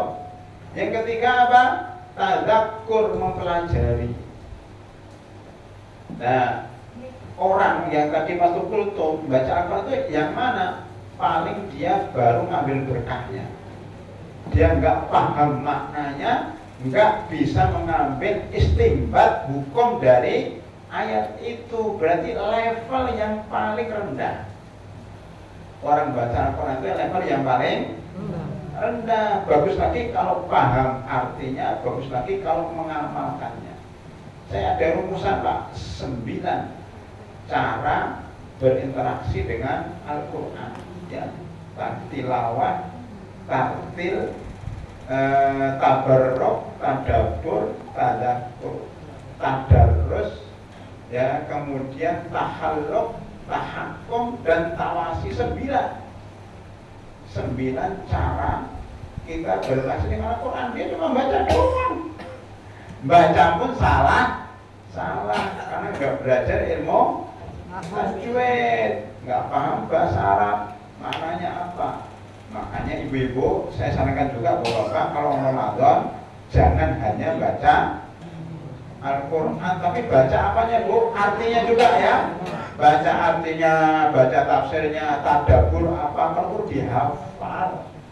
Bapak dan Ibu cobalah Ramadan ini menghafal 1 lembar. Menghafal ini aja Bu, ini PR Bu, menghafal surat Al-Baqarah ayat 183 sampai 187. Coba ini PR selama Ramadan cuma 5 ayat dong. 5 ayat saja, masuk 1 bulan nggak bisa. Ini yang afdal. Oleh karena itu pertanyaan Bapak tadi, bagaimana hukumnya? Lagi kultum kok baca Al-Quran tidak bagus. Karena dia meremehkan orang yang lagi kursi ilmu. Lagian baca Al-Quran kan nanti bisa di rumah, di jalan. Di rumah malah makan-makan, di rumah malah masak-masak, malah ngobrol. Ketika ada kultum malah baca Al-Quran, kan terbalik-balik. Itu Pak ya? Ya, pokoknya itu nggak bagus. Baik. Ada yang lain? Ibu ngomongin belum Ramadan. Soal itikaf tak? Itikaf perempuan tak? Itikaf untuk perempuan.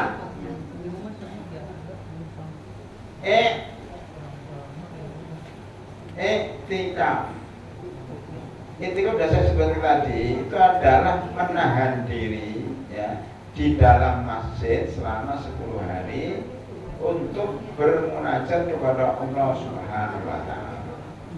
Disunahkan bagi laki-laki dan wanita, karena setelah Rasulullah Sallallahu Alaihi Wasallam meninggal dunia, istrinya itikaf.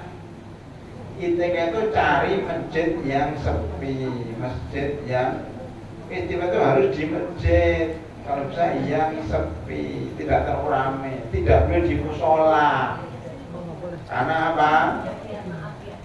Wala tubashiruhunna wa antum aqifuna fil masajid. Syarat itikaf di masjid yang ada khutbah Jumatnya, dijadikan Jumatan di situ. Kedua, itikaf itu kalau bisa makanan dan minuman sudah tersedia di situ. Karena apa? Dia tidak butuh keluar. Ya. Kemudian apa lagi? Itikaf itu bermunajat. Tadi tidak banyak bicara, tidak banyak makan, minum, bergaul, dan tidak banyak tidur, supaya nanti kedepannya jadi orang bertakwa sakti mandraguna. Itikaf. Nah, pada zaman Rasulullah itikaf pakai apa? Apa namanya Bu itu ya? Tenda.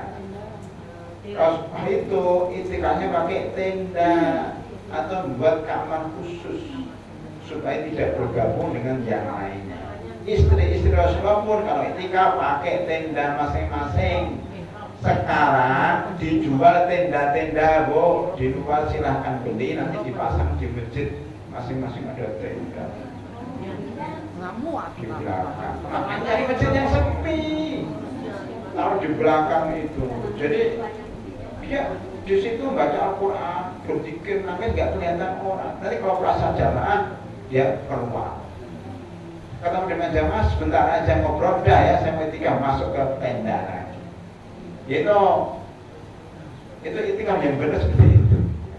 Boleh sih gabung dengan yang lainnya, tapi jangan banyak bicara. Kan ada itu, saya tuh pernah isi di masjid, di Bekasi masjidnya besar. Apa masjidnya besar banget. Ya. Yang itikaf mungkin 1.000 orang. Dan sampai masjid itu ada tukang bakso, tukang somai, tukang bakmi, tukang apa lontong, keliling masjid ini. Kemudian di pinggir masjid ini bapak, suami, istri, anak, cucu makan bakso. Di sini mbahnya makan bakso, makan apa. Saya bilang ini iktikaf atau pasar malam. Itu yang benar itu Pak. Memang ramai masjidnya, tapi menjadi pasar. Iktikaf seperti di situ itu hanya formalitas, tidak bisa meninggikan derajat seseorang karena sibuk dengan dunia, sibuk dengan makan bakso, makan mie, makan somai, makan apa, dengan anak cucunya lagi, wah ngobrol.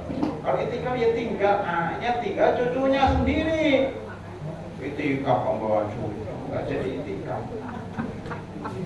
Gitu ibu ya, kok, halo? Kalau ibu Siap, Kalau ibu tuh malam ke situ, subuh pulang Pak. Ya nggak apa-apa, itikaf itu tidak mesti 10 hari, 1 jam cukup. Jadi ibu, iya cukup. Kalau ibu sibuk malam hari nanti tidurnya pagi di rumah. Iya.